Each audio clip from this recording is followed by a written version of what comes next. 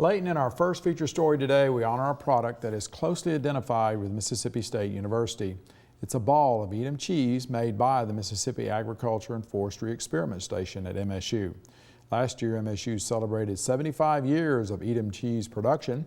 There was a time when demand far outstripped the supply, and that can still happen around Christmas when it's a prized gift. The video you see next was produced by Brian Utley of the Office of Agricultural Communications.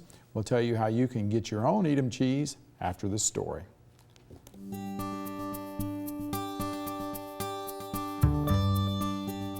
In 1938, Professor Herzer had gone to a national dairy conference, and he approached his former teacher and he asked him, says, "What can I do to bring honor to Mississippi State?" And his professor told him, "Make the best Edam cheese possible." So Professor Herzer contacted the Wadster brothers in Inkst, Holland. He had heard that they had Edam molds, so he ordered 10 molds from them.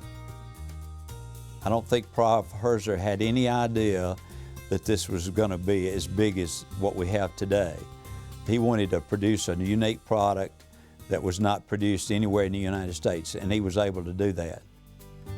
If you look at their careers, the two that had the most impact on it would be Ed Custer and Joe Cardwell. As I said, Prof. Herzer started it, but didn't develop it. Custer was the business person. He was the plant manager type, the business production supervisor, that type quality control supervisor.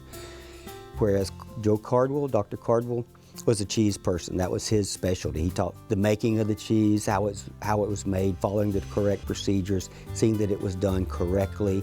Mule Folsom was the one that was making the cheese, but those two were the ones that were directing it. He and Cardwell knew what was going on. Whenever I introduce myself to somebody, I always tell them my name is Henry Folsom, better known as Mule. And the reason I got into the cheese making is because of Tom Owsley. He taught me into coming out here and then taught me how to make the cheese. And I've did it the rest of my life, you might say. He was the head cheesemaker. I guess Mule he was in charge of it he was the cheesemaker in '63, and he was a cheesemaker in '86 when I left the first time. He knew what to do at the end of an hour. If the acidity wasn't where it was supposed to be, he knew what to do to get it there. You didn't go into the next step. Anybody can make cheese, but a cheesemaker knows what to do at each one of these steps so that 6 months from now or 9 months from now, you're going to have the product you want. At the time, they were making 2 batches a day, probably about 40 to 50 Edams at a time. So we had a very limited production, and it was during those times, it was very, very status quo to get on the list to be able to buy your cheese. Not everybody could get it. A lot of people didn't stand a chance of getting it. People would come in just begging and carrying on for the cheese, you know. And we'd have to hold it on order. The ones that had orders would hold it till the 15th of December. And if anybody hadn't come by to pick it up by that time, we'd let it first come, first serve. And the 15th that morning, there'd be people standing in line at the door. This is a story that goes back when they only had a very limited amount of cheese, and you literally had to get your name on the list. Tom Owsley, who was the manager at that time, was out of town, and he told Mule, said, "Now, if anybody called over here and wants some cheese, if they don't have an order..." Nobody gets any cheese. I don't care who they are. They don't get any cheese if they're not on this list. And almost quitting time, well, late in the evening, I got a phone call. The fellow says, "I need a ball of cheese." And I said, "Have you got an order?" And he says, "No, I don't have an order." He didn't know who he was talking to. He said, "Well, if you ain't got no order, you ain't got no cheese." So.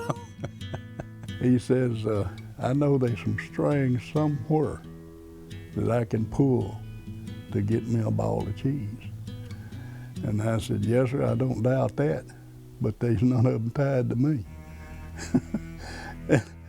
And he got mad, Lord, he got mad. He said, I'm T.K. Martin, one of the deans. I didn't know who he was. You know, I didn't know T.K. Martin from nobody. But I couldn't help him because I had my orders and I was going to follow them, you know.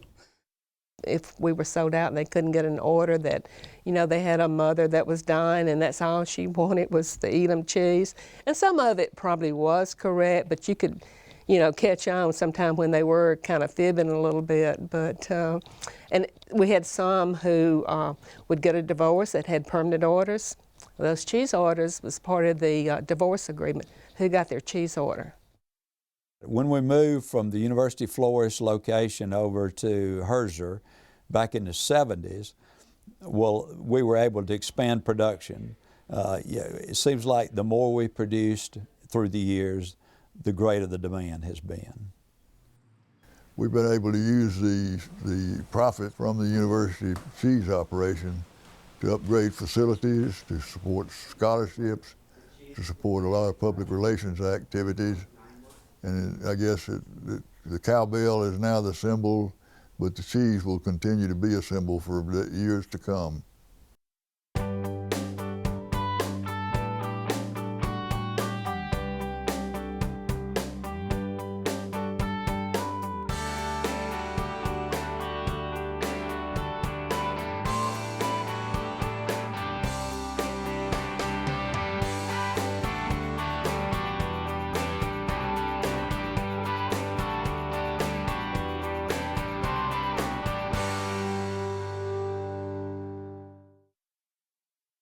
Go to our Farm Week website, Facebook page, or YouTube if you'd like to see this story again on MSU's Edam cheese.